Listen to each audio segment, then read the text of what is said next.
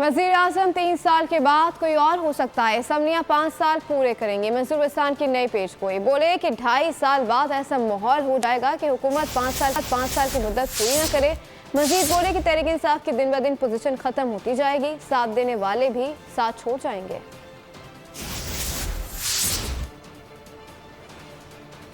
आज तक कोशिश तो हमारी यही होगी कि 5 साल पूरा करे, लेकिन 2.5 साल के बाद कुछ प्रॉब्लम क्रिएट किए जाएंगे कि 5 साल पूरा न करें। शायद ये मुमकिन हो सकता है कि प्राइम मिनिस्टर 5 साल पूरा न करे और 5 साल असेंबली चले और दूसरा कोई प्राइम मिनिस्टर आ जाए, ये भी हो सकता है। क्योंकि आज तक पाकिस्तान बनने के बाद टिल टुडे मैं कह सकता हूँ कि किसी भी वजीर आजम ने 5 साल पूरे नहीं किए। नई बात होगी, अनोखी बात होगी कि शहबाज शरीफ को 5 साल का मौका दिया जाए। मेरे ख्याल में 5 साल का मौका न दिया जाएगा, 4 साल या 3 साल, लेकिन 3 साल के बाद हो सकता है कि रिप्लेस और भी प्राइम मिनिस्टर। सब्सक्राइब करें और बेल दबाएं ताकि कोई खबर रह न जाए।